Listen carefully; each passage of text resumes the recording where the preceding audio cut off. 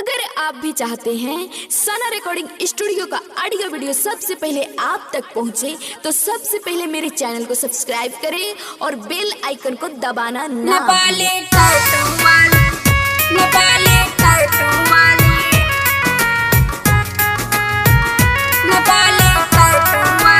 Recording by सना recording studio पिपरा।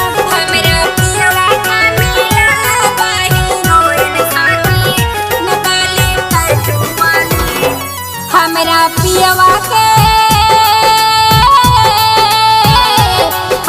पियवा के मिलल बा हीरोइन सखी नेपाली टैटू वाली।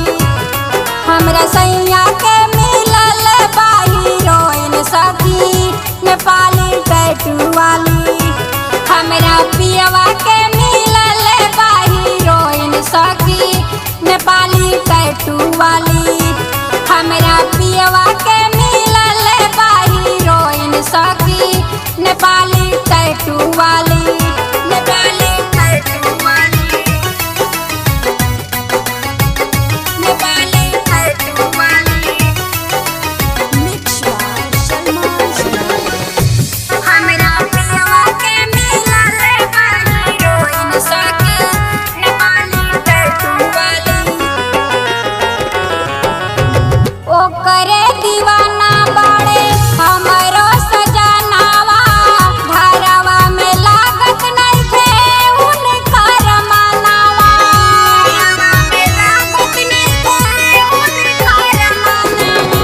ओकरे दीवाना भइल बाड़े सजनावा, घरवा में लागत नइखे उनकर मनावा।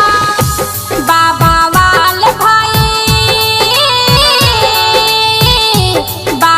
वाल भइल सौतिन उतरिया जाली सखी नेपाल वाली।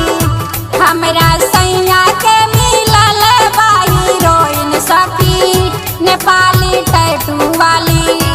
हमरा पियवा के मिलल बा हीरोइन सखी नेपाली टैटू वाली। हमरा पियवा के मिलल बा हीरोइन सखी नेपाली टैटू वाली। नेपाली टैटू वाली,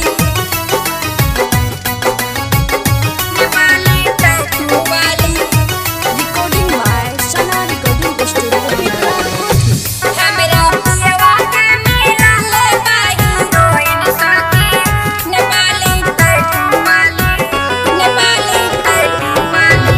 सगरो त चर्चा भइल सोमिया पोखरेल के, मन कर भेज दीही ओकरा के जेल में।